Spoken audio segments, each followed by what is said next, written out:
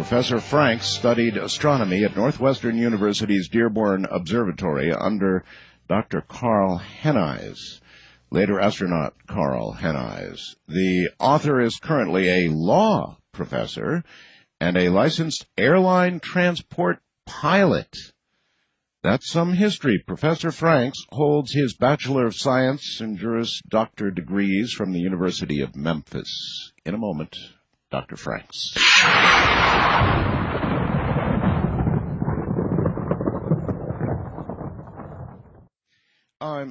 Well, all right, Professor. You believe that there are multiple, I guess dimensions. I talked to people like Dr. Kaku, Michio Kaku. Oh, yes. Kaku, and he is convinced there are as many as 11, perhaps more, dimensions. Is it proper to think that they coexist with us in the same space, or how should we think of these other dimensions? It's hard to wrap your mind around another We dimension. must think of them as parallel universes, but what I'd like to do, Art, with your permission, is talk a little bit this half hour about where we're going, then perhaps in the second half hour explain the traditional parallel universe theory. All right. And then in the third half hour, give the variation on it that my book expounds. Well, let's just go where we go, okay. Professor, so go ahead. When I got to, when I graduated from college, I moved to New Orleans. And New Orleans is kind of a strange city. If you think voodoo is something of the past, think again, the religion is alive today. Oh, yes. As it was in the days of Marie Laveau. And I'm aware that there are at least 7 voodoo or witchcraft shops in the French Quarter.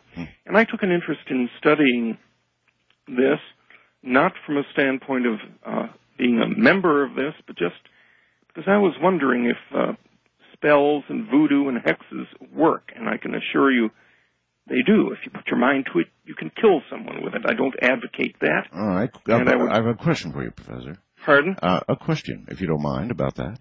Yeah. And that is, traditionally it's been thought that the only way a voodoo curse, for example, would work is if the victim of the curse were aware of what had been done and believed himself in the whole voodoo trip, so that he was virtually scared to death or something like that, that psychologically is the way it works. Are you suggesting to me that, oh, no, Art, it works, and it works whether or not the victim is aware of his plight? Oh, yes, I do believe that. But I've got to add a caveat in all fairness to Wiccans. They have a creed, as it harms none, do as you will. In other words, do no harm to anyone. Yes. And the vast majority of Wiccans are not out to do harm to people. Yes. I'm speaking not as a Wiccan, but as a member of a major mainstream Christian religion. Okay, fine. But you're telling me it works. So does prayer. But it really works, Professor. I'm trying to really nail this one down. It really works. In other words, it's not just a psychological something. It really works. It works just as effectively as mass minds concentrating on turning back a hurricane on Coast to Coast AM succeed in turning back the hurricane. Prayer also works. Several double-blind studies prove the efficacy of prayer. Oh, yeah, true. In an article a couple of years ago in the London Daily Telegraph, Barbara Lanton told of numerous double-blind experiments showing that ordinary Christian prayer helps heal the sick. Yes. She quotes a professor at the Faculty of Health at St. Martin's College in England, an expert on healing. He says that in these experiments, the sick persons don't even know that they're being prayed for. Neither do they know the people doing the praying. What seems to matter is having a sincere, focused, loving, compassionate intention for the well-being of another, and having their picture seems to be an influencing factor. All right, Professor, big question. Fine. I, too, as I'm sure you're aware if you've listened to the program, you know what I believe about mass consciousness. Yes. So here's a big one for you. Just try and answer it if you can. Does the fact that prayer works and mass consciousness works, projected mass consciousness works, does all of that mean, Professor, that God is hearing the prayers and answering, or does it only verify the power that exists in mass consciousness and people who cast spells and do magic? Is it God answering, or is it a power separate from and simply around us as much as the air is that we I would breathe? have to say it goes both ways. Before we leave prayer, there was another study published in the Southern Medical Journal back in 1988 where Professor, I'm sorry, I've got to stop you again. What do you mean it goes both ways? I'm sorry, let's finish that up. Do you mean to say that on the one hand God hears it and acts, and on the other hand it's just a force that works? What? I think it is both a force that works. I think consciousness or mind has the ability to influence the future. You have it, I have it. God has a lot more of it than you or I ever could dream of having. And therefore, God can hear prayers and answer them, but that doesn't prevent our acting on reality by the process of mere thought alone. Okay, so that's not just a safe answer. That's what you believe. Yeah, absolutely. Right. And I think once you study or read my short little book, it becomes quite clear why this is. And we're going to get there. Okay. But in a study in the Southern Medical Journal in 1988, they compared the healing of hospitalized heart patients, half of whom were prayed for by strangers. Yes. It's a double-blind experiment. Neither the patients nor their doctors knew which of the patients received prayers. Yet the patients who were prayed for recovered markedly better. I know. And that puzzled me. Why prayer works, why voodoo works, why witchcraft works, why mass consciousness works. And basically, what I've done is set out a view of parallel universes that explains the paranormal. It explains the occult. It accounts for all of that. And it's short. It's my ideas are not long. It's a very short book. Well, anything, Professor, that explains all of that, I'm up for hearing about. So, well, we're going to hear about it tonight. And the good news is there's no math involved. Those who would be doing it by the book would find a glossary in the back, but I'll fill that role here on the air, and we'll talk about it. Those who might wish to follow along can go to your website, www.coasttocoastam.com, and find a link to my website right up there. all right, then let's rock. Let's talk about All right, it. we're going to rock. We're going to rock and we're going to roll.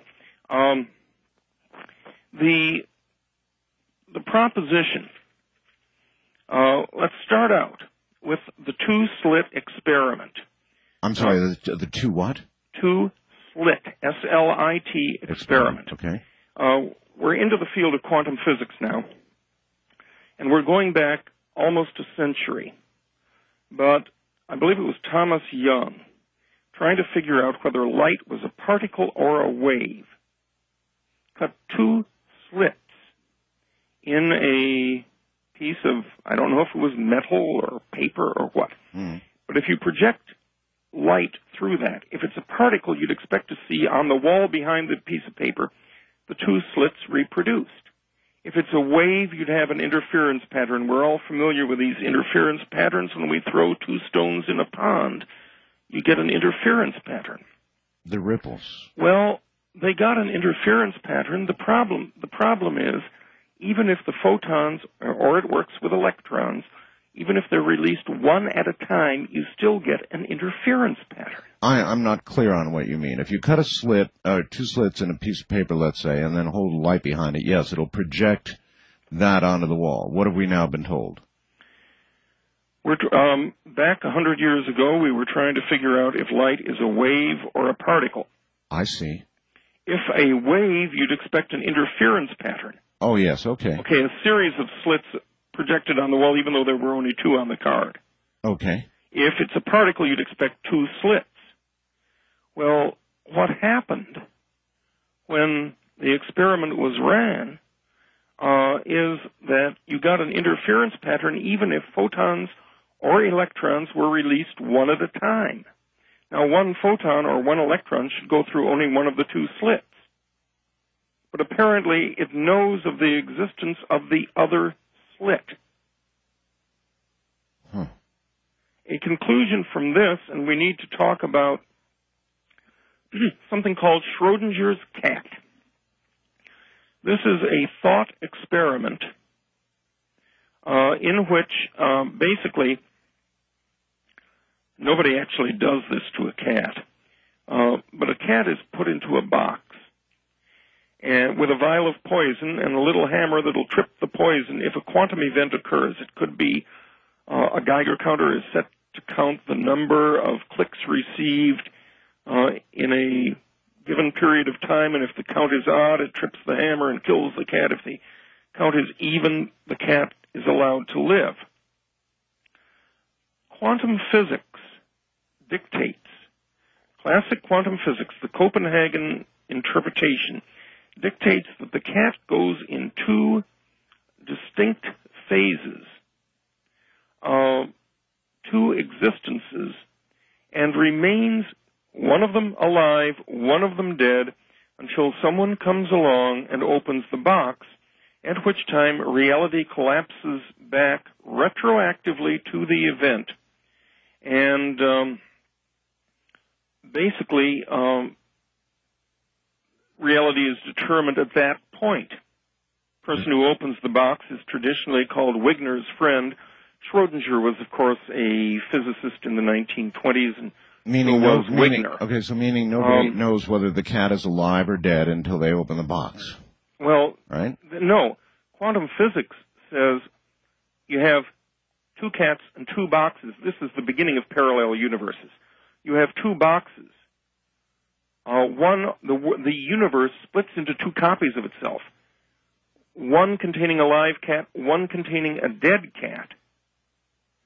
And reality does not exist until someone comes along and looks in the box. So, okay, I've always tried to understand this so that we've got two consecutive events. One event, one universe where the cat is dead. One event, one universe where the cat is alive.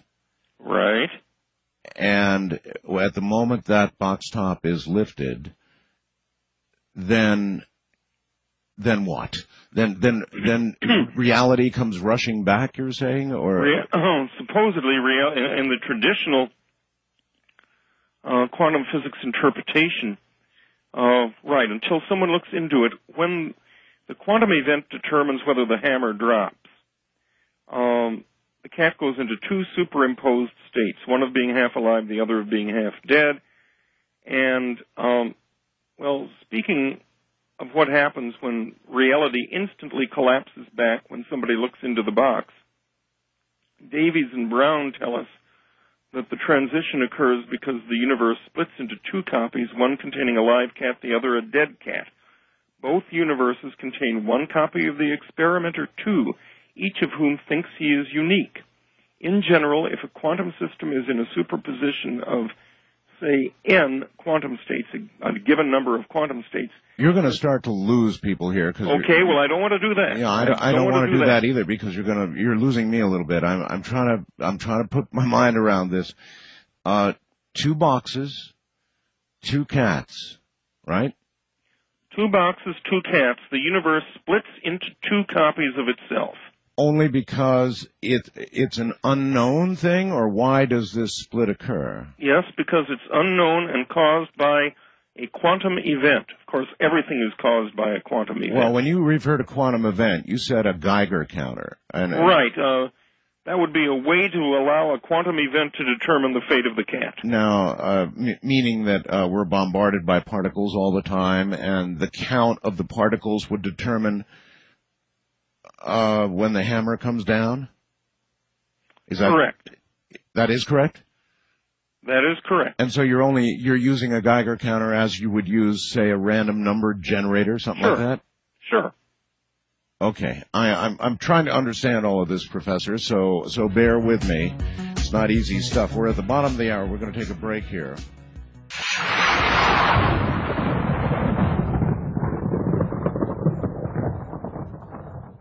Well, all right. Let's see if we can wrap this up so we understand it. We've got 2 boxes, 2 cats.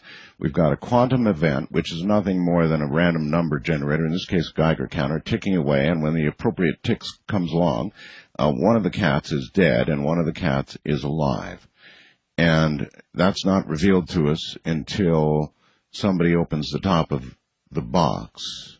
And then we see what's happening in this universe only, or what, Professor? No, there's only one cat. Okay. And quantum physics says that upon the happening of the quantum event, yes, in other words, the random number generator, if you would, yep, the cat splits into 2. There are 2 cats and 2 boxes. One is alive, one is dead. One is dead. Gotcha, yes. And only when the experimenter looks into the box does reality collapse in or reality freeze itself, and then at that time we know what the reality is. That's classic quantum physics. So there is only one reality. Well, yes and no, because this leads us to parallel universes. Okay. Which has been around. The concept was proposed by Hugh Everett back in 1957, and David Deutsch, another leader in quantum physics at the Department of Astrophysics, Oxford, says, let me quote him, I think it's safe to say that there is a very large, probably infinite number of these universes. Many of them are very different from ours, but some of them differ only in some minute detail, like the position of a book on a table, and are identical in every other respect. In other words, there is an infinity of universes postulated or assumed to exist in the parallel universe or multiple realities theory. You say that parallel universes can explain miracles and paranormal events? Absolutely. Like ESP, mental telepathy. We're going to get there. Well, let's just get there. How does it do this? If there's another universe, how does it explain some lady's ability in New Orleans to cast a spell that kills somebody? Oh, very, very easily. The difference, the classic parallel universes theory postulates that each of these universes is alive and moving and has people and things in it. What I'm proposing as a hypothesis is that each universe is static.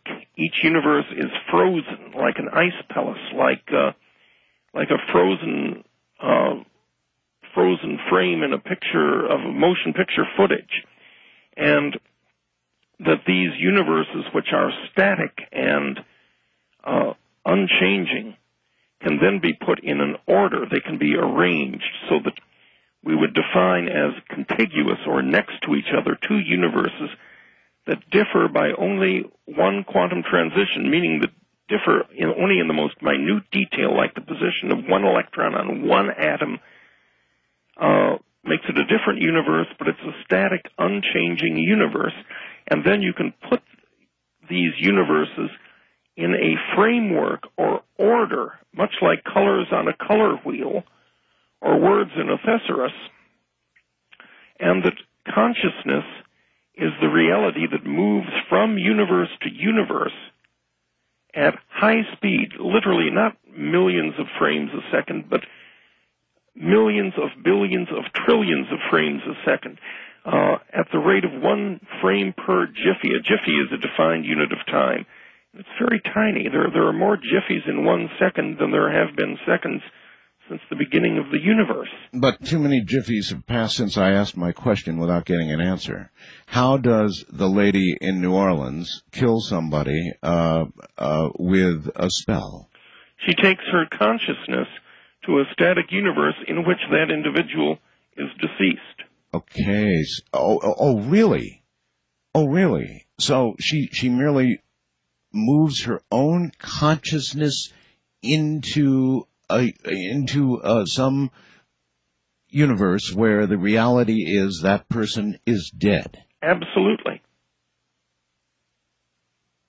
So the answer to all of this is consciousness, is the fact that these universes exist, but the movement through them or the manipulation of them is all by consciousness. Is that?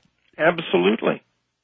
And that's the problem that so many physicists have had with it. You understand the relationship between essentially atheism and science. Now, there's justification for scientists not calling in God every time, or we'd be explaining thunderstorms as God is angry. It's too tempting to call in God, but by the time we get to a field, and quantum cosmology is that field, astronomy, the study of the very large, quantum physics, the study of the very small, philosophy, theology, all meet at a particular point, and this is the point at which they meet. And basically, science has a problem with parallel universes because they can't explain consciousness, you see. So science almost denies the existence of consciousness. In fact, David Deutsch, in his fairly recent book, The Fabric of Reality, states unequivocally that consciousness is the one phenomenon that science, he says, we don't know what consciousness is. They can't explain it. So in each of their parallel universes, you see, the people split millions of copies a second, as they postulate. You're actually suggesting, aren't you, that everybody, each one of us individually, has our own dimension or our own? Is that a way of putting it? Oh, I think there is that aspect to it, no question about it. The route one's consciousness takes through this structure or lattice of parallel universes may be unique to that individual.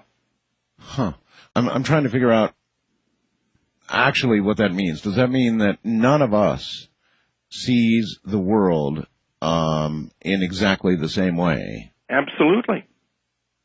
Reality may differ. We may come together at certain times and share a reality. Well, yes, but we certainly do. I mean, take the 9/11 event or any other major news that happens in the world. Absolutely. We all share in these events. In what way do they see them differently, or do we perceive them differently, or are they in fact different to us if we're all in our own universes? Well, remember, in the classic Schrodinger's cat experiment, there's always a copy of the box. As it splits into two, there's always a universe in which the cat goes on living. The consciousness of that cat continues. Right. And all of the people who died in 9/11, there is some reality out there where their consciousness continues.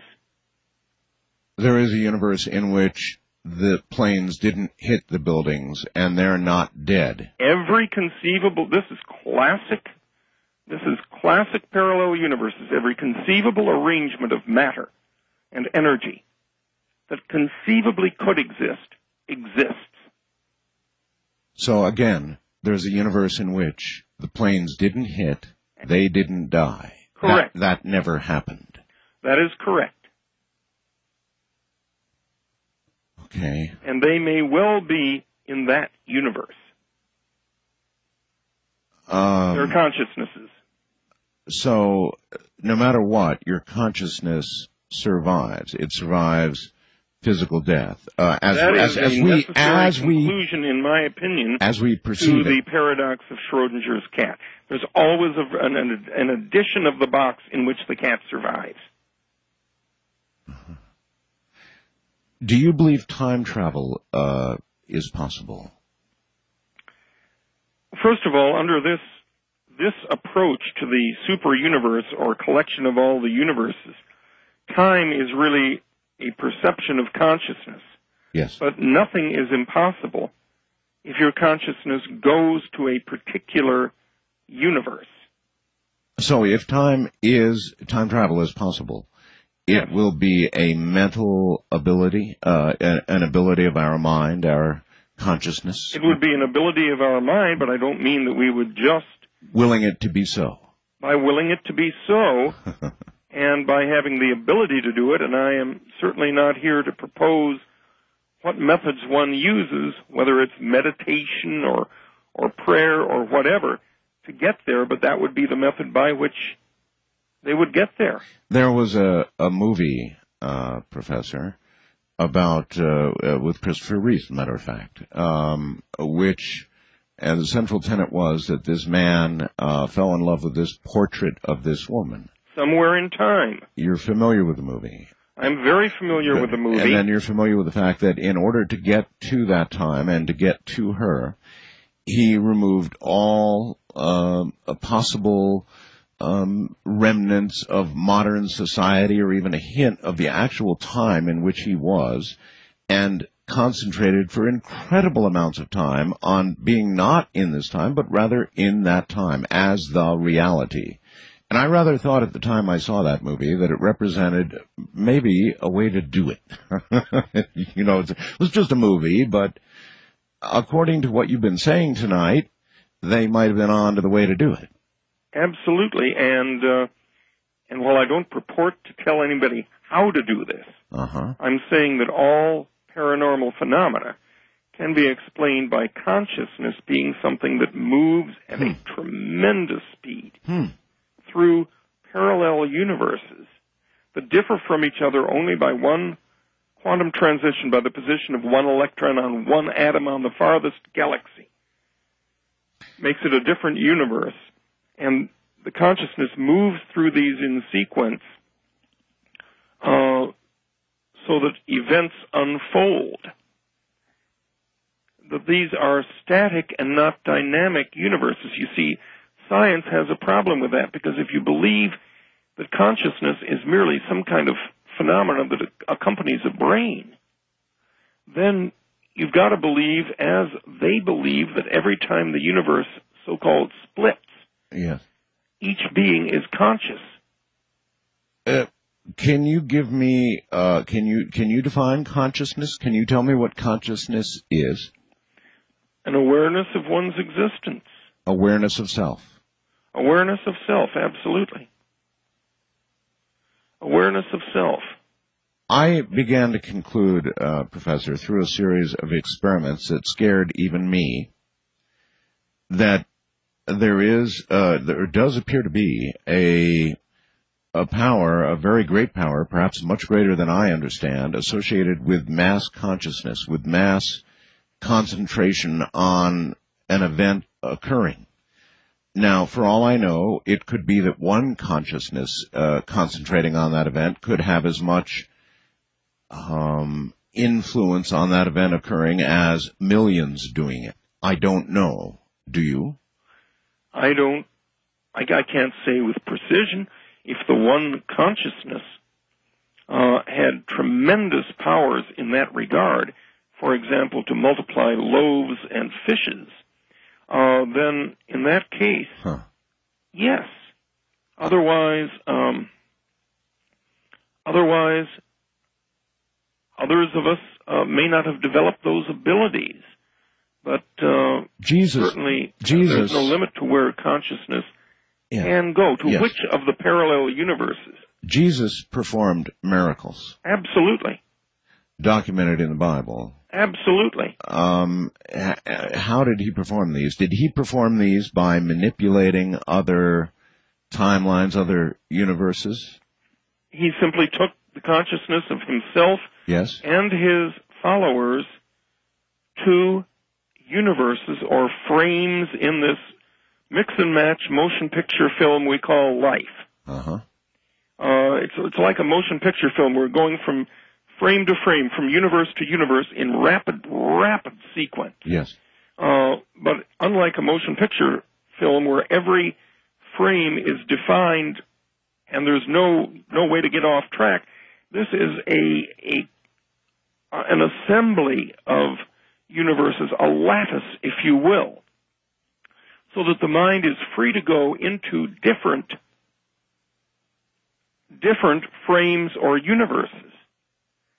And he simply took the consciousnesses of his followers with him to universes in which there were more fish in the basket. Okay. Because every conceivable arrangement of matter exists. There was a guest on before you appeared tonight, Ed Dames. Yes. He's a remote viewer.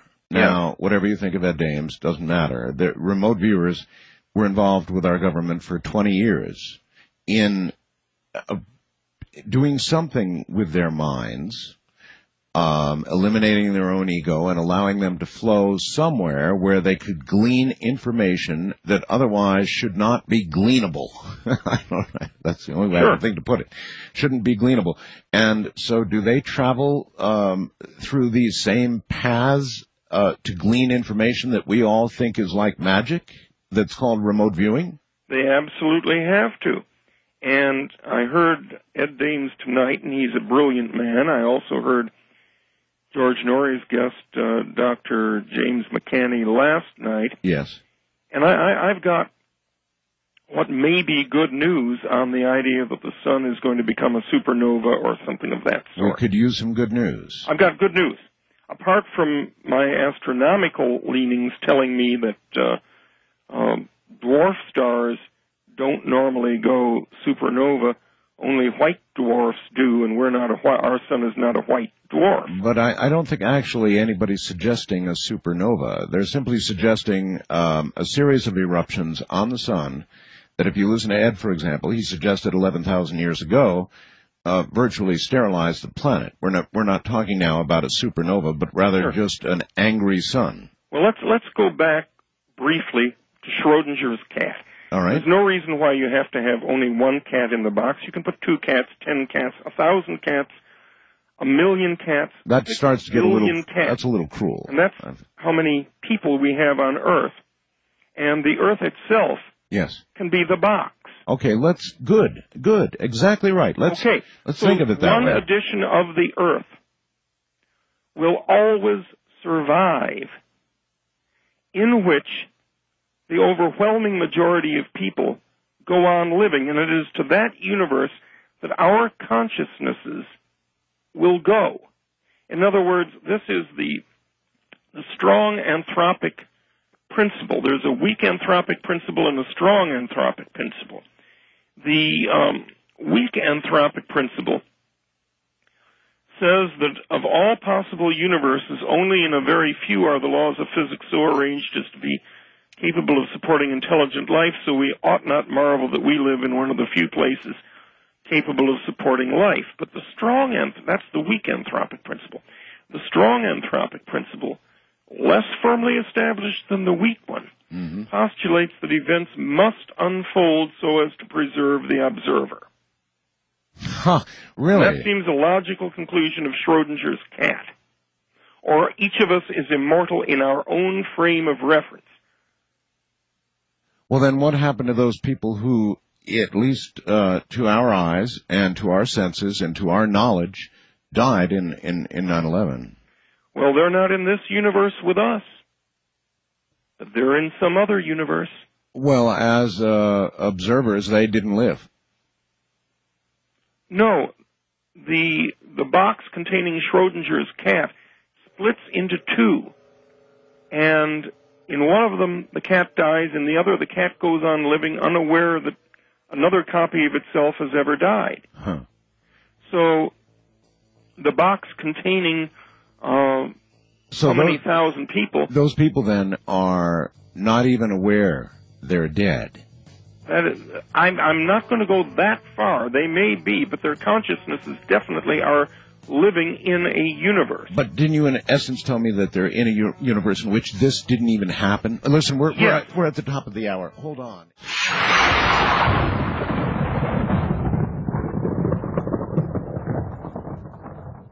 This is a pretty good question. With regard to those who died in the 9/11 terror attack, Professor, you hiccuped a little bit when I said, then they're in a place where they don't even know they're dead. You suggested to me, well, they could be in a parallel universe where essentially that would have never happened, or at least they would not have died as a result of it. Correct? That is correct. That is absolutely correct. All right. Yet in this one, and to us, in the reality we live on with here, they're dead. That is correct. Now, so I asked, are they aware they're dead? And you seemed, I was ready for you to say, no, they're not aware, that they couldn't be aware, but you seem to somehow believe they might be aware. Well, I'm not going to be dogmatic. All I see the paradox of Schrodinger's cat as requiring is that there be a universe into which their consciousness has gone. Yes. Whether it has gone into that universe as living, which is highly probable, as living beings who are not aware that they died. That's right. Highly probable. But it's also possible that they could have gone into a universe where our psychic friends would say they're living on another plane, very much aware of their existence. I don't want to discount that possibility. And aware that they had transitioned, we'll say. Aware or unaware. All right. If parallel universes and the ability to manipulate the apparent seeming power there would be, that would come with the ability to manipulate like that, why doesn't it explain everything, Professor, including our current concept of God? Why doesn't it explain God? Well, I think it comes close. I think certainly we can go back to James Jeans's classic 1932 statement that mind no longer appears, and he was an astronomer, you realize. Mind no longer appears as an accidental intruder into the realm of matter. We're beginning to suspect that we ought rather to hail it as the creator and governor of the realm of matter, not, of course, our individual minds, but the mind in which the atoms out of which our individual minds have grown exist as thoughts. Your book, in your book, you refer a lot to the movie Frequency. Now, that was a favorite movie of mine because it was about him. Well, that's your parallel universes theory. It's rare that Hollywood gets the science right in time warp movies. And you're saying they got it right? Here's one where first of all, they did hire as consultants some pretty good minds in quantum physics, and they got it right. Did they really, for that movie? Pardon? I said, did they really, for that movie? They hired... Oh, yes, absolutely. Absolutely they did. And they asked how it theoretically would work. Absolutely, and there is nothing in that movie that's impossible. It starred Dennis Quaid as a fireman who basically lives through a series of deaths. In other words, Schrodinger's cat, yes, the living him, doesn't die in the fire like the newspaper reported. The living him doesn't die of cancer, yes, like the newspaper reported, and he comes right up to today. Because, you see, not only does the present, at least in classic parallel universes, split into many copies of itself every second, yes, but the past, various strands from the past merge into the present. So, but that movie also suggested, Professor, that that it is certainly possible, and I guess you're not disagreeing, to manipulate the way these events unfold. Absolutely, absolutely, including the past. You know, the causal order postulate, which says that for event A to cause event B, event A must come earlier in time than event B. Yes, sir. Einstein postulated that mainly to please his critics, and it's been proven wrong now. The experiment by Alain Aspect of the University of Paris about 8 or 9 years ago conclusively proved that causation can move backward in time as well as forward. Explain that experiment. What was it, and what did it prove? Well, when an atom emits two photons, yes, they are polarized, and their polarity, of course, is always identical, even though they're going off in opposite directions. The paradox is that if you take a polarizing filter, now polarization can be vertical or horizontal. Think of it as somebody trying to get something through a picket fence, and only vertical objects will go through it. Right. If you're wearing polarized glasses, they may let in vertical light or horizontally polarized light, but not both. However, you can take a photon and turn it all the way around by passing it through a series of polarizing filters just a little bit different from one another. And then? The catch is, when you change the polarity of one of the two photons emitted by this atom, the other photon going in the other direction at the speed of light also changes? Also changes. Yeah. Okay, yeah. and these could have been emitted 2.38 million years ago from some star in the Andromeda galaxy, Professor, and the other photon could be 2.38 million light years. I've got that. Professor, doesn't this parallel the IBM experiment? I think it was IBM that claimed teleportation of light. It was of light, I believe, and of molecules. And isn't that, in essence, what they did?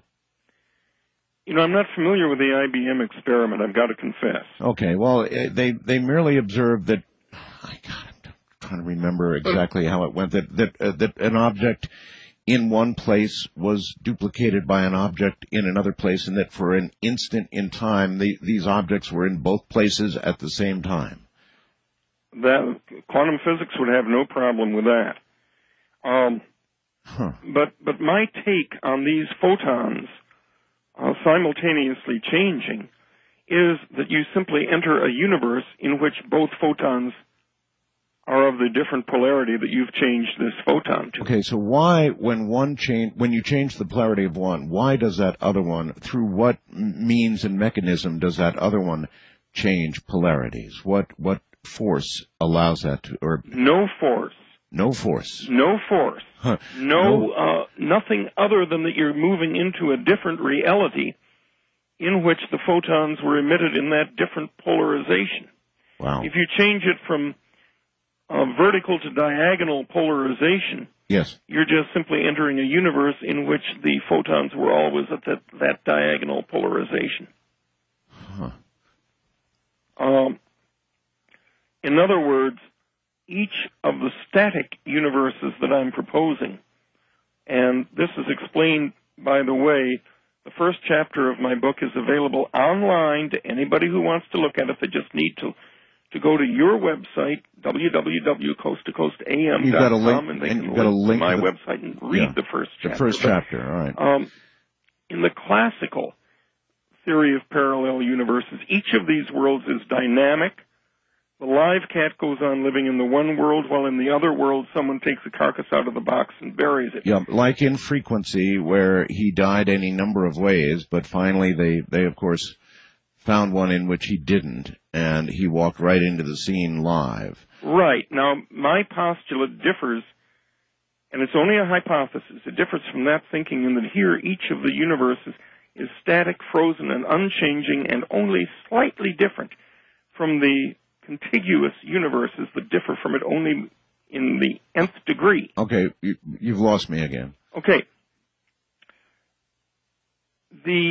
I'm postulating a frozen lattice of static universes that aren't moving, aren't changing. Okay. And it's just our consciousness zips through them. Right. And we perceive motion as we zip through them, and that motion operates according to the perceived laws of physics, because each universe differs from the next only by the slightest quantum change. All right, then in what manner are people able to do, I don't know, things like remote viewers do, things like the lady down in New Orleans we talked about? How are they able to learn to manipulate and navigate their way through these universes to obtain or to reach their goal? Because their consciousnesses are better developed. We all have it in us. Even the Lord himself said, if your faith is strong enough, you can move the mountain. Not if your faith is strong enough, I'll move it for you. He said, if your faith is strong enough, you can move the mountain. Uh-huh. They have an unusual amount of confidence and faith in their ability to move that mountain. Can an individual consciousness do as much as mass consciousness? I really asked you about this earlier, but that's something I really want to know. Is as a single consciousness in its manipulative ability as great as many? My gut reaction is no, unless the individual consciousness is very adept at it. I would not dare to suggest that if that individual consciousness were, for example, a Jesus Christ, that person could not work miracles in and of his own right. Let me try. We can all work smaller miracles. Let's talk about one for a second. Let's just suppose, Professor, that our sun began going berserk. Let's suppose it started throwing off these monstrous, horrid, super flares and, ejections of matter that if it kept up and got worse would literally at some point sterilize our planet. Would it be your view that if a majority of people on the planet use their consciousness to ensure that they did not become part of the reality that got made into a piece of bacon, that they would achieve their goal and they would avoid getting toasted by the sun? In other words, that a planetary event or a cosmic event of that magnitude could be affected by mass consciousness. Absolutely. Really? The process that's happening is that the consciousnesses of these individuals are zipping over to a series of parallel universes in which the sun does not nuke the Earth. Yeah,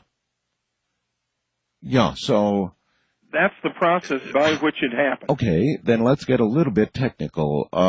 This mass consciousness effort that we're discussing right now would only work, I presume, if it were directed in the right way. And so then what would people be doing? Would they be thinking that we're going to be on an Earth? If you were going to go into some concentration thing, let's say some great concordance came around and everybody had a chance to concentrate at once, or millions of minds went to work on it to make the Earth a safe place, a place where the sun wouldn't fry it.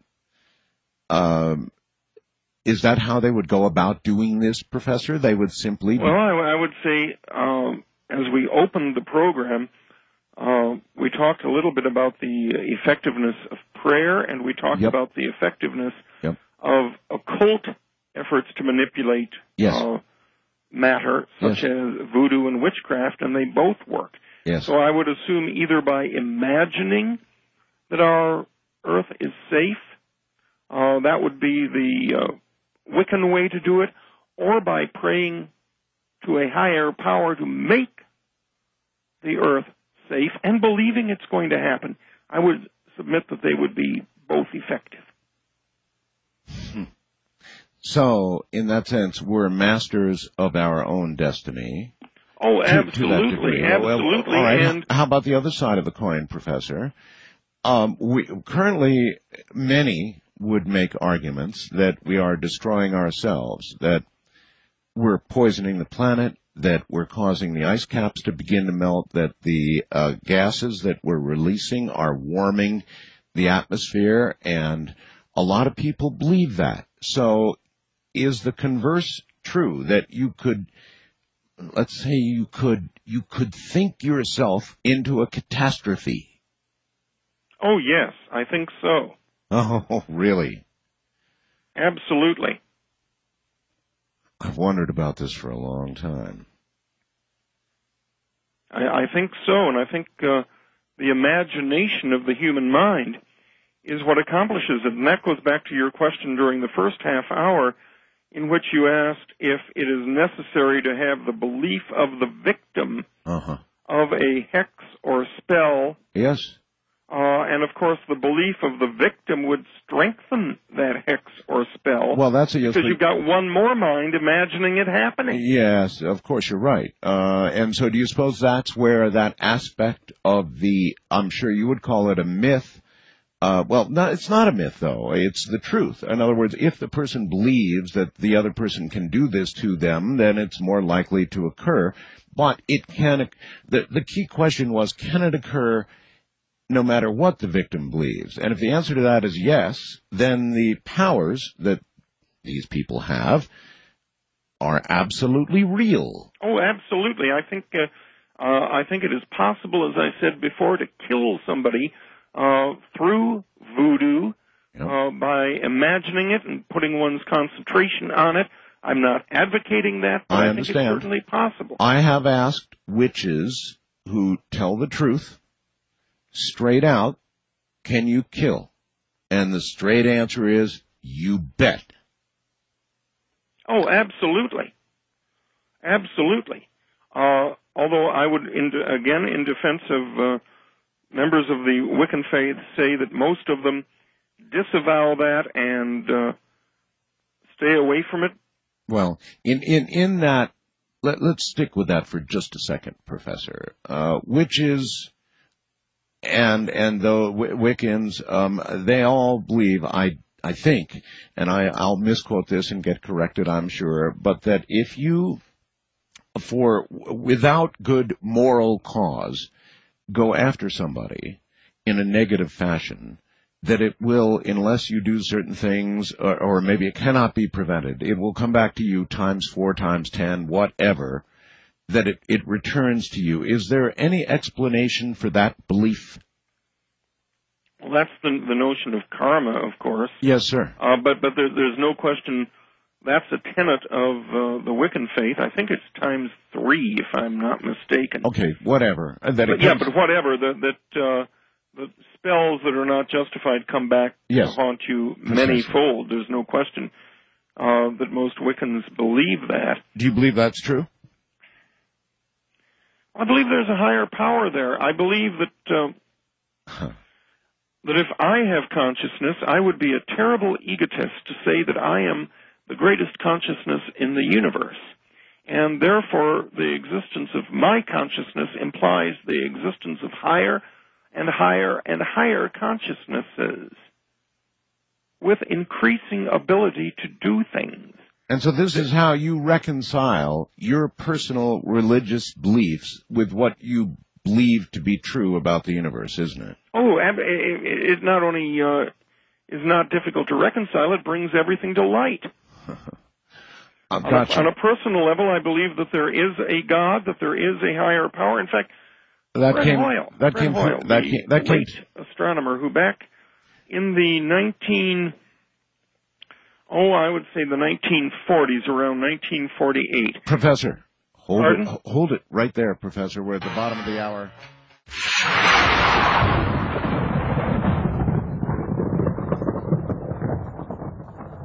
Really fascinating stuff. Professor MR Franks is my guest, and we're talking about parallel universes. We're talking about parallel dimensions, static ones, according to the professor.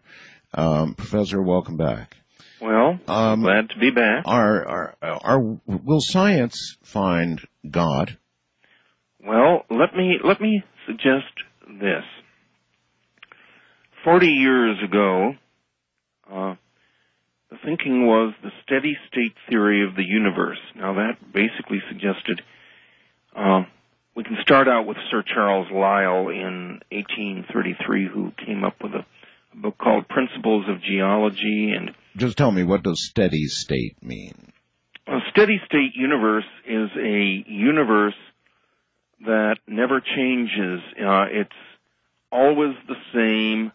It basically is a universe. It's basically taking to astronomy the geological principles that Lyell expounded, which Darwin followed, which basically... Professor, in other words, excuse me, but sure. Steady state means there are many who believe in the Big Bang. The Big Bang started from something smaller than a quark and has become everything we now know, and it pushes us outward. Everything, like from an explosion, a point of an explosion is going outward. Steady state says, oh, no.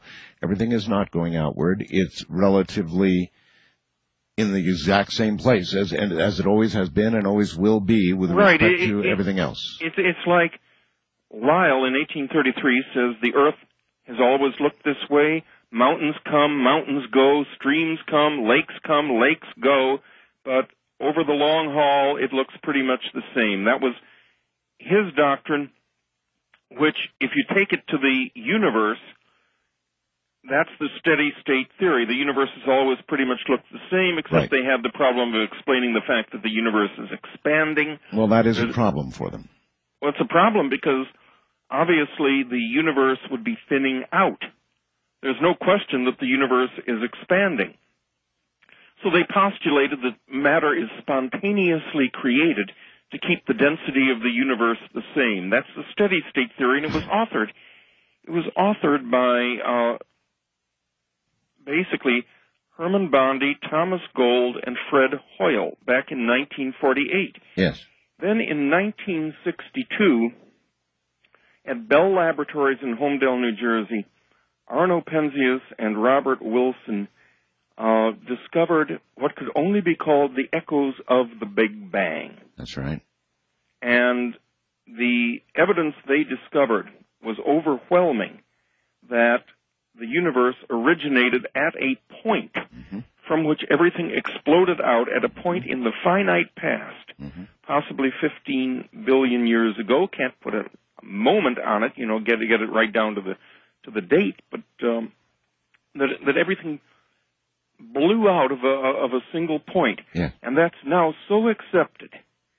And before he died, Fred Hoyle, who, remember, authored the steady state theory, wrote in 1983, speaking of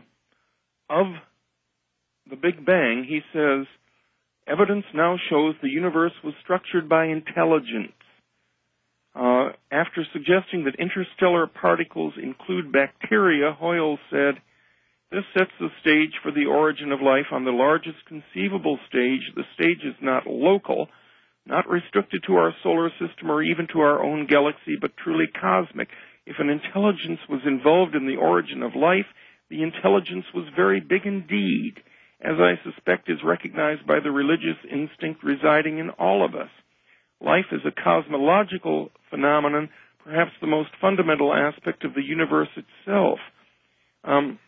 And Hoyle then went on to postulate that the principal feature of the universe is an abundance of life virtually everywhere, even in space. This is the man who authored the steady state theory, repudiating it, acknowledging the Big Bang and acknowledging that there is an intelligence out there. My way to get there is, I have an intelligence. I'm surely not going to be so egotistic as to think that I am the highest intelligence in the universe. So there must be higher powers, far higher powers than I, and perhaps without limit. But yet, everything that we know of, early miracles in religion and the presence of Jesus on earth, everything we read in the Bible would be possible by a master manipulator of the various abilities one might glean through the manipulation of universes, of multiple universes, of tampering with these multiple universes. Everything we believe about religion, all those miracles, they could be explained with what you've told us tonight. I think a lot can be explained by it. What I've done is presented a non-atheistic view of parallel universes. And once you take the atheism out of it, that science, perhaps through no fault of science's own, you can't explain everything in science by God, or thunderstorms would be explained as God is angry. Yeah. But if you admit to the possibility that consciousness exists independent of matter, which their parallel universes doesn't admit, so we're all splitting into millions of copies of ourselves every minute. Each has a consciousness, but is unaware of the others. But that somehow doesn't ring true. Aren't you saying that a single or many consciousnesses, though, can have an effect on matter? Oh, absolutely. Because that's the only way these things could be done, by having an effect on matter. Absolutely, absolutely. And that's all laid out in the book. I really feel, Art, that this is going to be a classic book. And I must say for your listeners, it's not available yet in the bookstores. It is available on all of the major .com booksellers. One of them says they don't have it in stock, but my publisher assures me that they're printing them up as needed right now, and that they will be in stock. So if anybody does want the book, they shouldn't hesitate. All right, and does your book explain it? Now, early on in the interview, you were laying an awful lot on us that for the average person was going to be difficult to grasp. When you wrote your book, did you have the average person in mind? Oh, absolutely. There's no math in the book. There's a glossary at the end of it.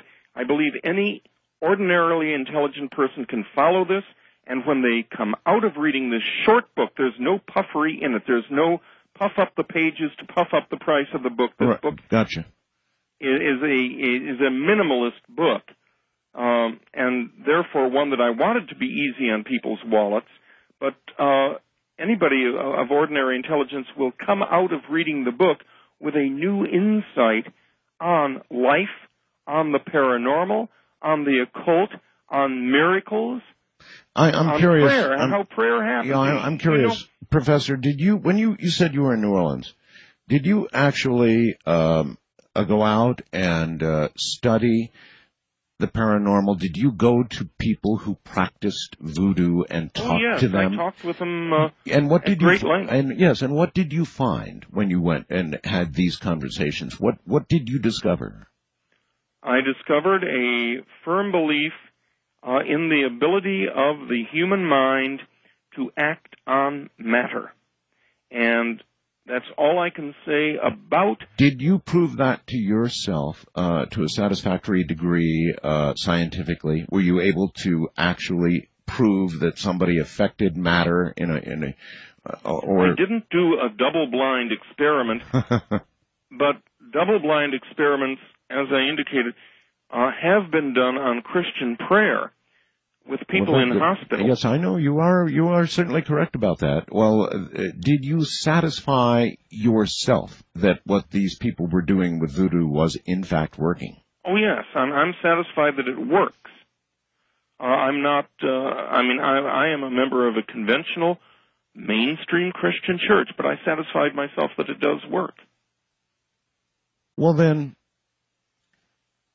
don't you ask yourself why, whatever your mainstream religion happens to be, Professor, that manipulation of the kind done with voodoo and what we consider to be magic, why wouldn't it be part of that religion that you belong to?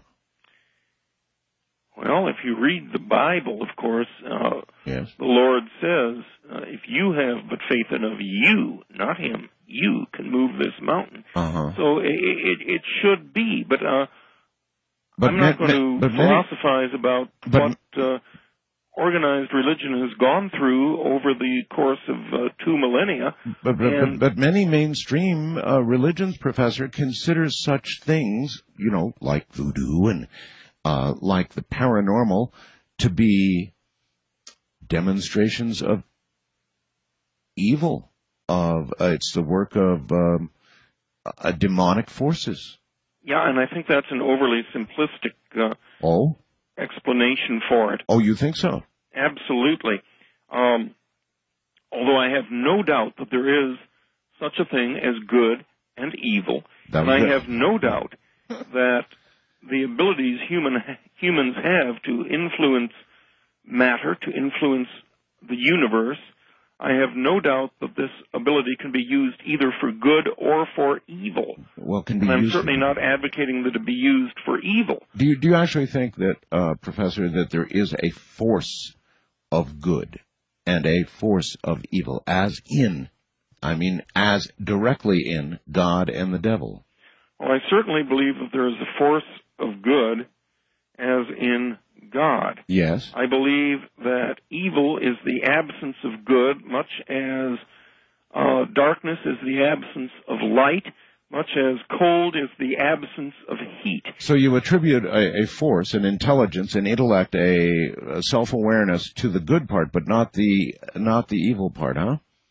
I'm going to have to reserve judgment because I believe there are forces of evil. There's no question about it. Just how powerful they are compared to the forces of good, I'd have to reserve judgment on it. I don't know everything. Okay. But so you said, and it's easy to say, I believe in good and evil, yes, but I actually was asking if you believe in a consciousness for each one of those, and you do for the good part, as in a God, but you think that perhaps evil is simply the absence of good. Yes, but whether there are consciousnesses out there that lack goodness, there's got to be. Can you, with what you believe, Professor, honestly counsel, let's say, a young lady who is right now entering the world of Wicca, or perhaps even some darker practitioner aspect of it, and they're learning and they're doing and they're growing? Can you honestly say, yes, go ahead, pursue your line, pursue your craft? Or would the religious part of Professor Franks say, no, these are the areas of not good, of the lack of good, right? And you shouldn't be pursuing it. I don't see Wicca as inherently evil. I see most people in it as good people. But by the same token, I prefer my belief in Christianity, and I would prefer people to agree with me on that, as I prefer people to agree with me on politics and on everything else, but I recognize that people have freedom of choice. Yes. And I'm not going to try to impose my views on someone else. You wouldn't suggest that they're on the path, though, to evil, necessarily. No, don't reserve it to Wicca. Let's take another example, just so we can. Voodoo, the practitioners of voodoo. You know, the incredible thing is that kind of the high priestess of voodoo, who lived in New Orleans around 1820, Marie Laveau, yes, was actually, and this is documented history, permitted to conduct her ceremonies in the graveyard right behind St. Louis Cathedral in the French Quarter of New Orleans. Allowed by whom? And considered herself a Catholic at all times. Allowed by whom? Who? Allowed by the officials of the Catholic Church in New Orleans in the 1820s to conduct her voodoo services in the 1820s and 1830s in the small cemetery right down in the middle of New Orleans. Really? In the French Quarter. Well, then that would be an admission by some high level of Catholic official, at least in that area, in the New Orleans area, an admission that it works. I would think so. And how could they do that? She would literally go to Mass herself, consider herself a good Catholic, and go out into St. Louis Cemetery right on the grounds of the main cathedral in New Orleans, which is named after St. Louis. And do what? And conduct voodoo ceremonies. To what end? Do you know? Well, she was unquestionably a person who had great powers, and she would sell her services. I have some problems with that. But she would sell her services to enable people to get what they wanted. So well, gee, what are the things we want? Good health. I might have a bad heart. And so I could go to her and I could pay her and I could say, I need my heart repaired. I'm giving a pretty extreme example here, but I suppose I could say I want a new television, or I want a new car, I want a raise, I want to be the boss, I want to be the head of my corporation. I don't know, something material in life like that, and they could pay the money, and she could produce. She had a pretty good track record of producing. And I don't have a problem with the spell being for good, such as for good health or a good heart or Yes. Even prosperity. Prosperity is a little on the edge there. It is a little on the edge, and selling one's services, whether it be in Wicca or in Christianity. Maybe a little over the edge. And I'm talking also about televangelists who will tell you to send them money, and they will say prayers or conduct services to help you with whatever you want. That's a little over the top for you, is it, Professor? Basically a form of prostitution on a different level. I think a cosmic level. I'd never charge someone to say a prayer for them. If I feel like saying a prayer, I'll say a prayer. Yeah. But that's humanity, right, Professor? Sure. I mean, if you can make a buck and walk among universes and make a buck at the same time, well, hey. I guess people are going to do that. Have you ever studied Buddhism at all, Professor? Buddhism? No, I am not. Nichiren Shoshu Soka Gakkai, for example, is an interesting sect. It's a fairly modern sect of Buddhism in Japan right now that believes that you can get what you want in this life, and it says that if you want, it postulates if you want to pray for a raise or pray for a new refrigerator or a new television, and you do a chant, something like this, Nam Myoho Renge Kyo, Nam Myoho Renge Kyo, Nam Myoho Renge Kyo, that you can cause that to occur. You will get the refrigerator, you will get the TV. That's an entire religion based on material gain and wealth in this life. I have no doubt about our ability in that regard. I question that just asking, I have no problem even asking for material benefits, but I think it's pretty short-sighted to lay our eyes only on the material. Well, right, but and I'm not saying that's all. I mean, they also chant and concentrate and pray for the sick and things like that would seem more traditional to us, but they don't stop there. They pray to be the boss. They pray to be the CEO. They pray to be successful in business and life and all the rest of it. Their entire religion is wrapped around that concept, Professor. We're going to open the phone lines when we get back.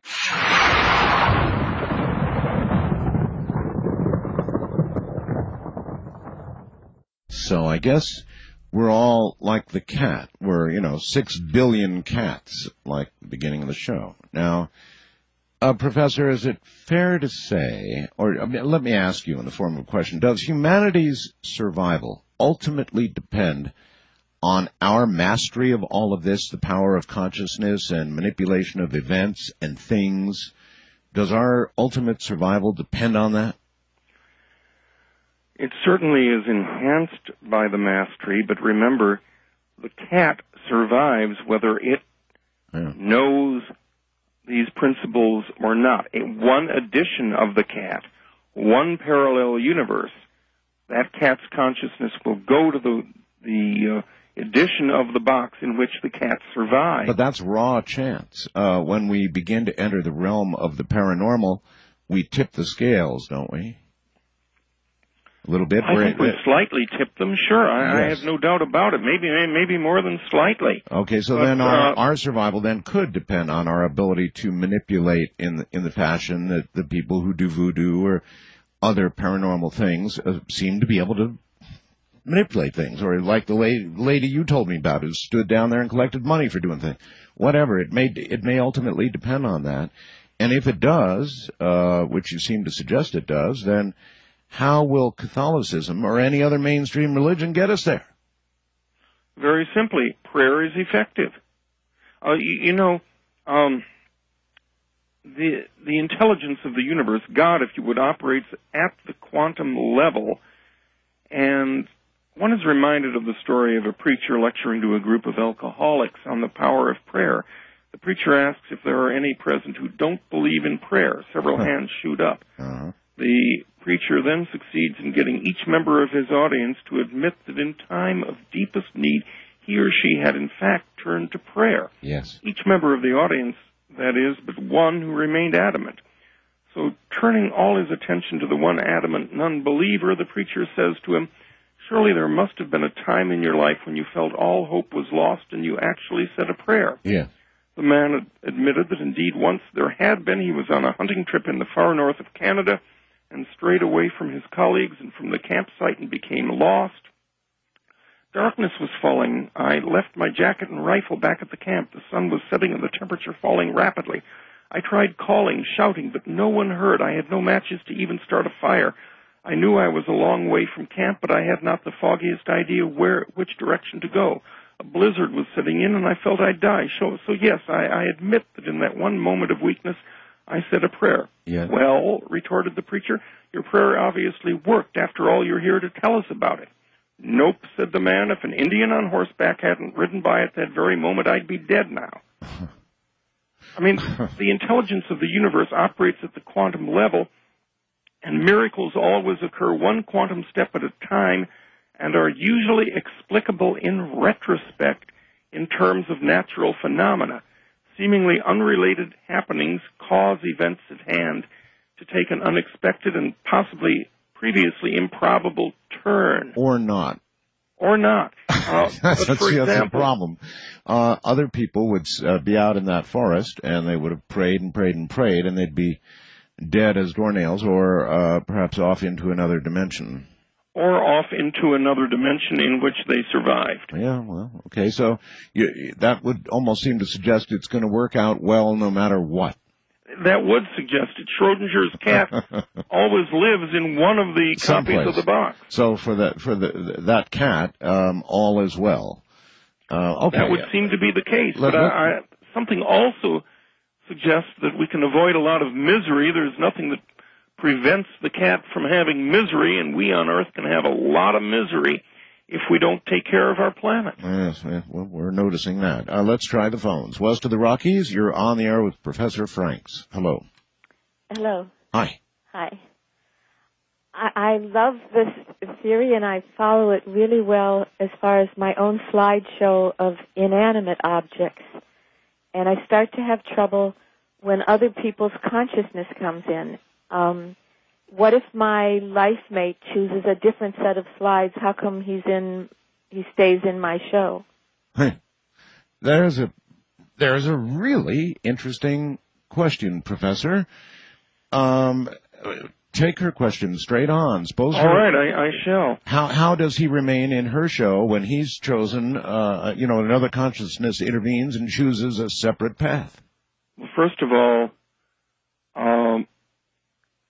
we may travel in groups through the universe. It's kind of like, and this is not original with me, a park in which there are several entrances, or there's an entrance at one end and an exit at the other, and some people walk the straightest path between the two. Others may veer off to the right, walk around the pond, look at the flowers, and rejoin the main path. Others may veer off in yet a different direction, but there may be a general well-trodden path through the park. And I'm not suggesting that each of us is unique we are unique, yes, in our the paths that we take, but not at every moment, isolated and not transversing the same set of universes that others transverse. But I'm sorry, you're going to have to break it down. Her boyfriend goes shooting off in a new direction. He finds some other cute little face and leaves our caller, who called a moment ago. But But in her world, her universe, he remains with her. How can one consciousness be in both places? One consciousness can't. And if somebody's consciousness has shot off into a different universe, classic parallel universes theory would say each of those copies has a consciousness. But classic physics has a problem with consciousness. They admit they don't know what it is.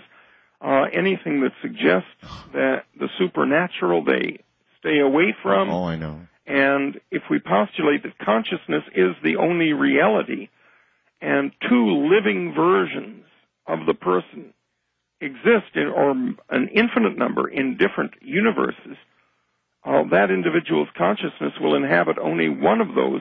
The others are not necessarily physically dead, but they are devoid of the sense of awareness. They behave as if they were conscious.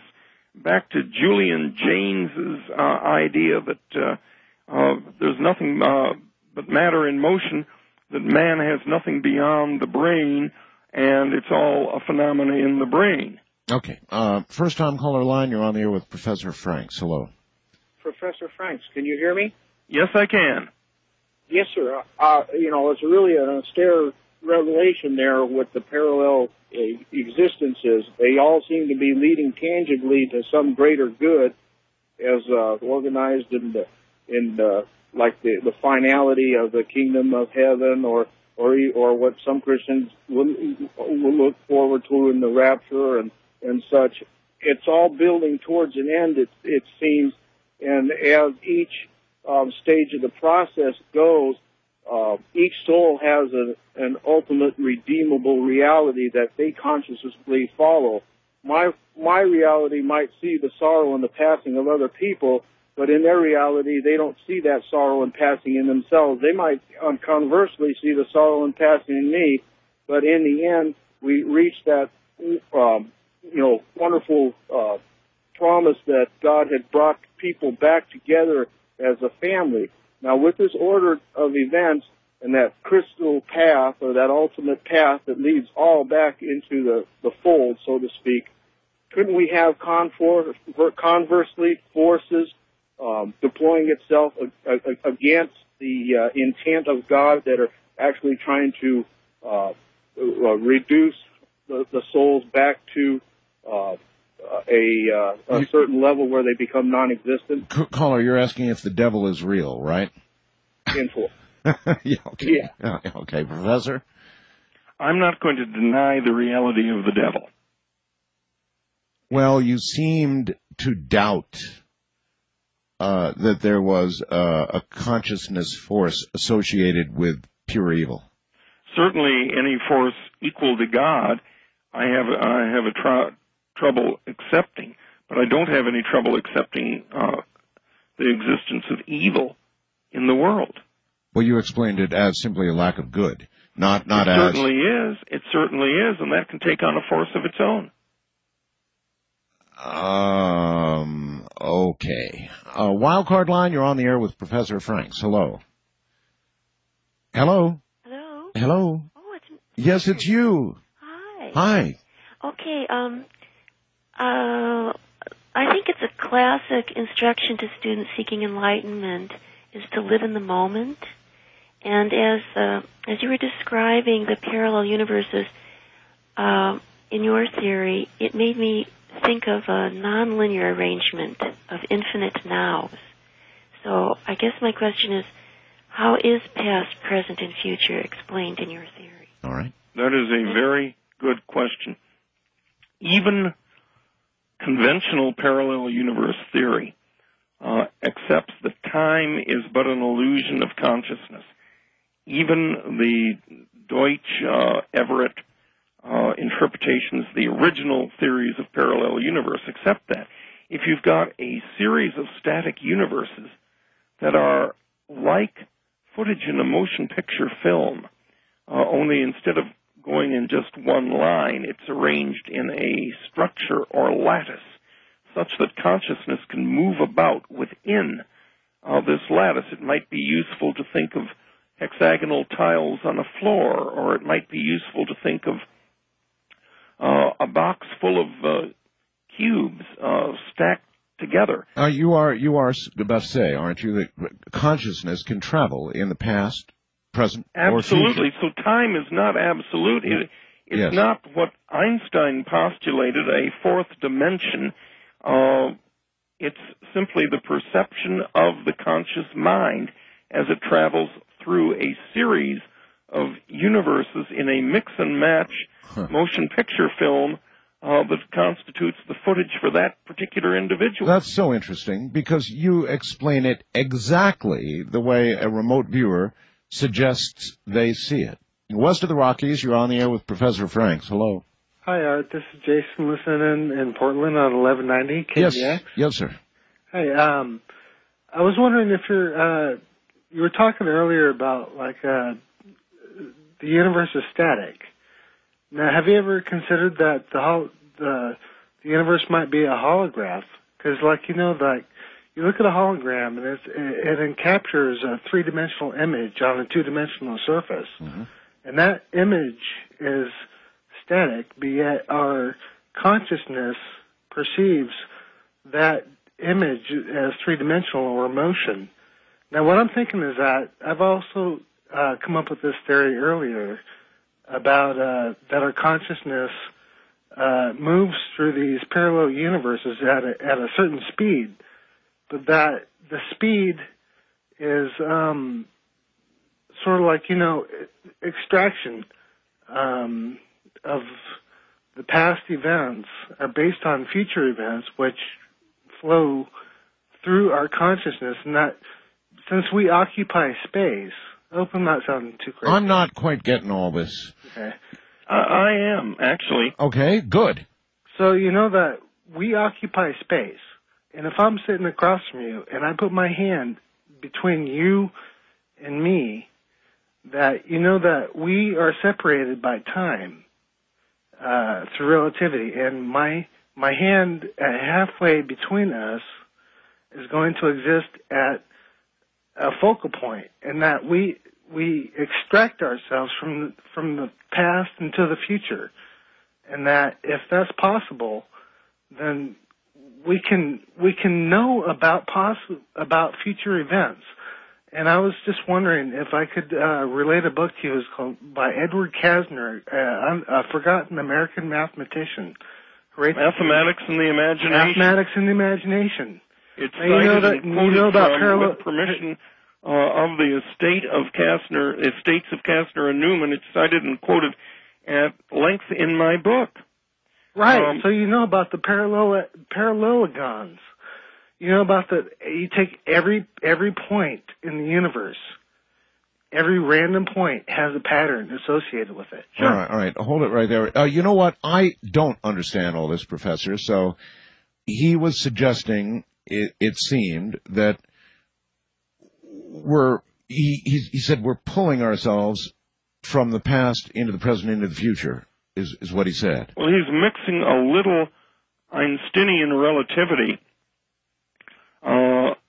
which has a concept of a flow of time, yes, with the parallel universes theory, which basically says time is but an illusion of the mind moving through these separate universes. And let me put some terminology in here as well. The collection of all of these universes, if they're dynamic, if each of them is having motion in it, yes, conventional quantum cosmology would call the multiverse. I'm calling it the super universe, borrowing the term from the Urantia book without endorsing the Urantia book. The super universe is the collection, the egg carton containing all of these separate universes which are not dynamic or moving. It's consciousness moving through them, much like film moving through a projector creates the illusion of motion. Okay, so then our sense or understanding of time is merely the speed at which we're moving through these dimensions? Absolutely. Got it. And that's what he was essentially trying to say, wasn't it? I think so. And I think his terminology may have been a little bit difficult because it embodied some of the Einsteinian concepts. The hand halfway between you and me Yes. is operating on a different clock than either you or I, and so forth. That's straight out of Einstein, and you don't need to go there. That's a much longer route to go to get to this theory. Okay. First-time caller line, you're on the air with Professor Franks. Hello. Yes, hello. Hi. Are you talking to me? Yeah, I am. Okay. I wanted to make some comments. First of all, I understood that you had like an interest in how we could change the world as far as the sun affecting us and destroying the earth. And my comment... It seemed like a good contemporary question to ask, yes. Yeah. I feel that the individual has the power to navigate through this system of probable realities we're discussing by way of his beliefs. In other words, if he believes the sun is going to destroy the earth and he begins to believe this along these lines, yes, he automatically tunes into that reality and then gravitates to others who share those belief systems. And what happens is together they navigate towards that probable reality. And by way of the intensity of their beliefs, they actually, let's say, merge with the experience, with the event. Huh. So that... Listen, I would like you to hold on for a second. We're coming up to a break, all right? So stay right there, and we'll come right back to you.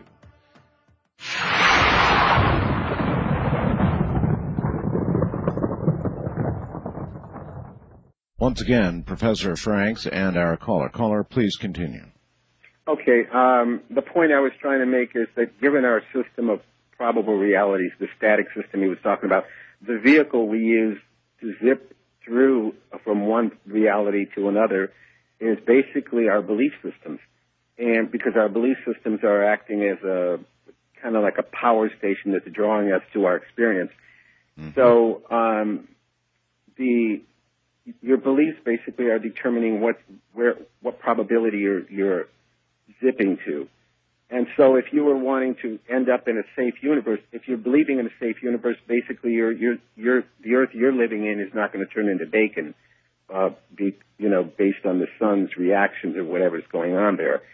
But those people that are experiencing all these, looking for these signs that the universe is going to have a catastrophic ending, are grouping together. They're sharing their beliefs. They're talking about it. And they're basically, through their belief systems, gravitating, zipping through over to that static reality where the Earth did come to it. In other words, they're actually precipitating it. Well, they're using the natural laws of the way your beliefs work. They're actually using their beliefs to create their own personal experience, their own personal reality, so to speak. Professor? And yes. An analogy might be useful here. For those who've ridden a bicycle, you're driving down the road and you see a pothole in the road, and you don't want to go into that pothole, so you keep looking at that pothole, and you keep looking at that pothole, and you keep pedaling. Guess where you're going to go? You're going to go into the pothole, because where you focus is where you're going.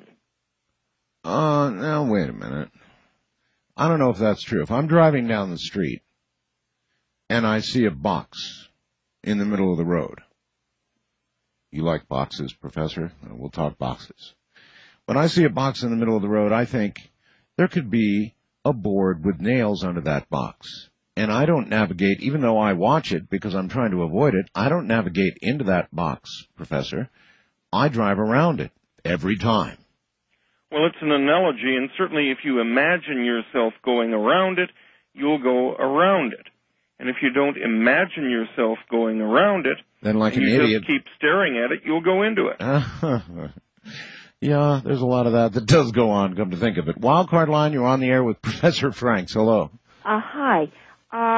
Before I talk to the professor, I'd like to say that there's a difference between going to Wiccans and going to Aleister Crowley or people like that. There are good Wiccans, there are bad Wiccans, there are good voodoos, there are bad voodoos. Sure. So, okay. Don't be afraid of that. What I want to ask is, what about infrared film? I've heard that people have taken pictures of empty parking lots and with infrared film, and when they develop it, they see pictures of cars that were parked there years before. Oh. Could that help anything like time travel? And what about regular film? Could that, the lighting be... Okay, well, one question. Your first one was really good. Professor, there are anomalies like the one she just talked about. Where although I've had some experience with infrared film back in my high school days when I was photo editor of my high school newspaper, and I'd show up at school dances and take pictures in infrared.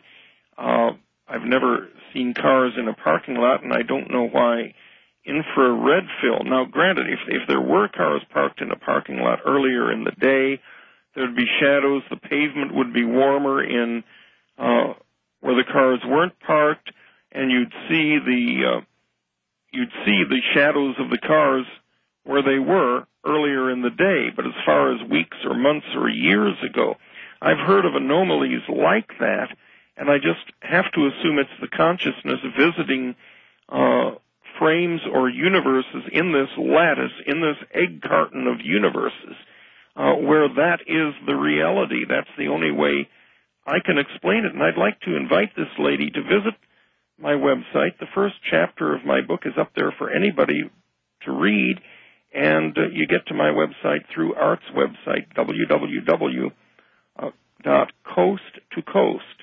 There are two T's in there, Coast to Coast AM. Don't forget the AM.com. And very good. Visit my website. I'd love for this lady to visit it. All right. Well, I'm sure she will. West of the Rockies, you're on the air with Professor Franks. Hello. Hey, it's great to speak with both of you tonight. Thank you. In regard to my own personal experience, as I'm going through life in my reality and it's splitting off into all these different universes, do any of the universes ever converge so that I essentially meet myself? Sure.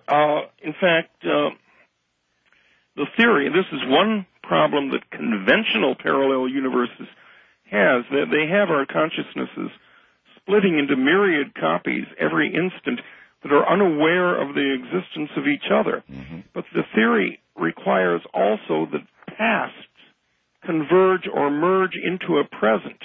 And I'm not aware of having had umpteen million different histories. As I'm not aware of myself splitting into the future, it just doesn't ring true unless you make the universes static. But sure, the film Frequencies, starring Dennis Quaid, was an example of pasts merging into the future. A very authentic film in terms of parallel universes theory, a brilliant film. And sure they do. Sure, multiple pasts can merge into the future. And this may also explain why people come to the same event with different memories of the past. Sure, absolutely. Well, you're right on target, sir. Okay. Try this one out for size. There are sometimes, Professor, mass memories of things that apparently didn't happen. Now, this is confusing, but I'm going to give you an example. There are many people, for example, who, en masse, believed that Nelson Mandela died in prison. It's almost like a large group of people in this country, or for all I know in the world, remembered a time when Nelson Mandela died in prison. They remembered that instead of the fact that he didn't die and he went on to become the president of South Africa. So I wonder what this might mean. I wonder if there might be mass slips between these parallel universes or realities that we've been discussing, static or not, that there might be at times splits in which people, for some reason, seem to have collected a memory of something that maybe it did happen somewhere else like that. Yeah, I think you've hit it right on the head, Art. There has to have been a parallel universe, because we're required to accept that by the multiple realities theory that every universe that conceivably could exist exists. There has to have been a series of parallel universes. Remember, each is like a frame in motion picture footage. There has to be a string or a series of them in which Mr. Mandela died. How else do you explain also the fact that an article appeared in a newspaper in Australia before President Kennedy was murdered, telling of his assassination? And we're not talking about a date difference because of the international date line. We're talking absolutely appeared in the paper before he died. You're really sure of that? I'm sure enough first of all, for an... and it did what? It described the manner of his death, in fact, the way it occurred? Apparently so. Now, this comes out of the movie JFK, but I've got to tell you right now that Oliver Stone, I was present at the trial of Clay Shaw for conspiracy to assassinate President Kennedy. I was in the courtroom at that trial. I'm 61 years old, and I had just graduated from law school. I was down in New Orleans. They had only a few seats open for the public. I applied for one of them, and I got it. And I can tell you that Oliver Stone's movie on that subject is so accurate, it is uncanny, okay? And because of those accuracies, I tend to believe the representation of the newspaper article. It's based on Garrison's book, and I worked for Garrison. No kidding. Long ago. We're going back 30-some years. But I worked for Jim Garrison back then. And when the film and the book represent that this occurred in a newspaper in Australia, I've never gone and researched the newspaper, but I have no reason to doubt it. They're from what I consider highly credible sources. Of course, my former boss is a highly credible source to me in any event. Well, I'm going to do some research on that, and maybe you can help me with that. I would love to have any documentation of that you might have at all. First-time caller line, you're on the air with Professor Franks. Hello. Hello. Yes, hi. Yes, hi, this is Kevin in Sebastopol. I wanted to address something about consciousness passing through the frozen tableau of the universe. Okay. It's actually written about quite eloquently in E.J. Gould's book, Life in the Labyrinth. Are you familiar with Mr. Gould's work? No, I'm familiar with Borges's book out of the 1930s. Okay. Mm-hmm. But not with the book you refer to. Okay. George Louis, that's spelled with a J. George Luis Borges wrote a book back in the 1930s called Ficciones. He was, I believe, an Argentinian or a Brazilian, and it has all of this in it. Borges. Jorge, okay. Forgive my Spanish. Yes, he's written a lot about parallel universes and alternative realities. Sort of the predecessor to Philip K. Dick. Okay. What I'm I think it's Life in the Labyrinth. There's a chapter called Invocation of the Absolute. It talks about the timeless, spaceless state with no qualities being the absolute, which we can't imagine, right? Because we can't imagine anything that doesn't have, physical coordinates, right? Sure. So nothingness, basically the clear and shining void, which is the same thing that the Buddhists refer to as nirvana or whatever. So out of the nothingness, almost as a gag reflex to nothingness, there is the creation, the universe, right? And I've heard it referred to as, and this is a weird concept, as God's dead lover. I've never heard that. No, it's actually in some in some ancient like Persian poetry, mystical poetry. Okay, I don't doubt that it's there, but I'm with you 100% until you say that, and I'm not condemning you. I'm sure it's in the literature, but I can't accept what the literature says on that point. Okay. Wildcard line, you're on the air with Professor Franks. Hello. Yes, am I on? You're on.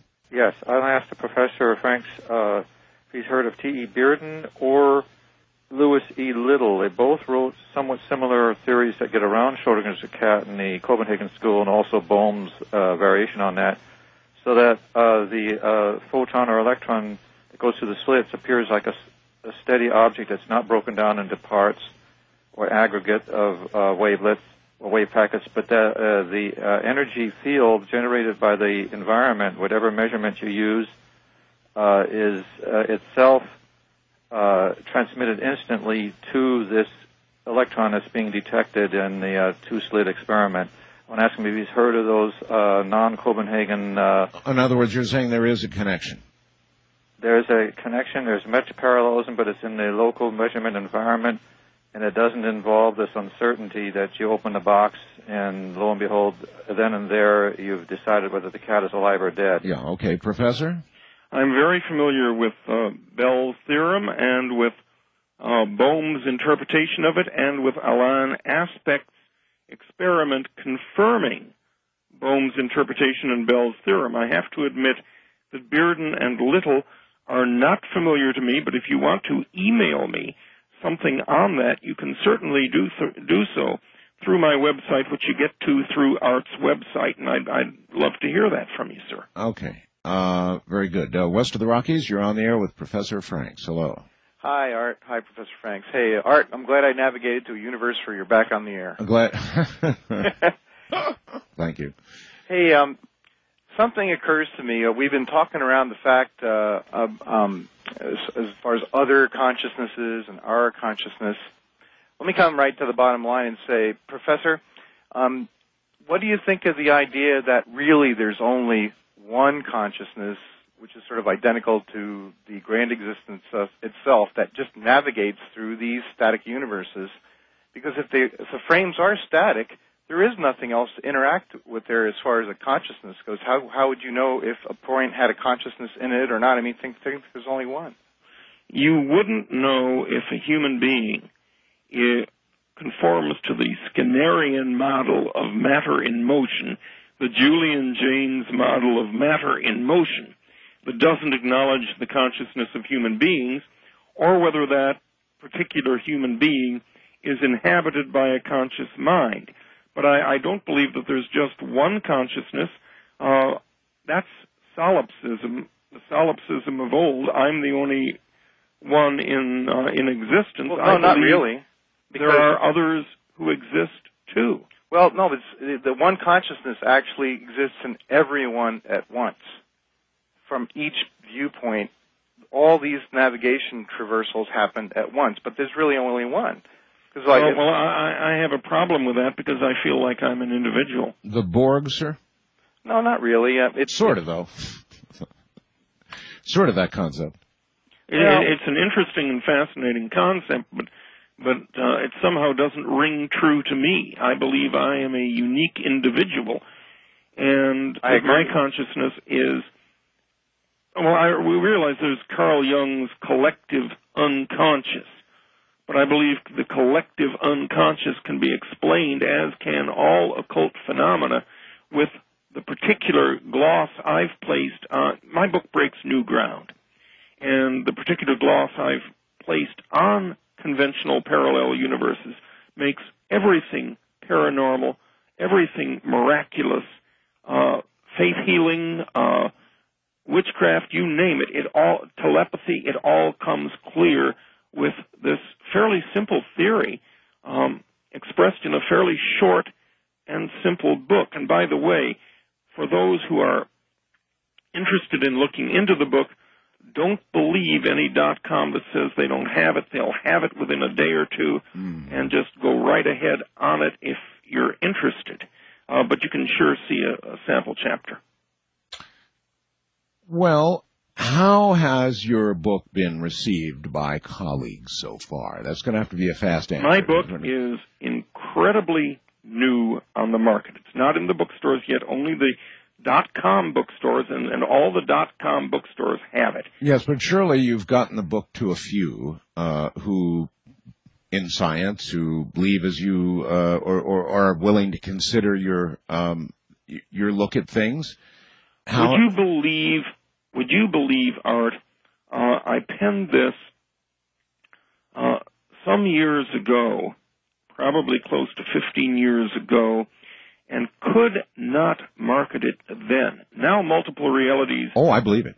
Okay, now multiple realities are a hot topic. They are indeed. I updated the manuscript. I copyrighted it many years ago as an unpublished manuscript. I updated it, sent it off to a major occult publisher up in Minnesota who expressed immediate interest in it, but then they wanted me to rewrite it entirely to their liking, and I was unwilling to make the changes they wanted.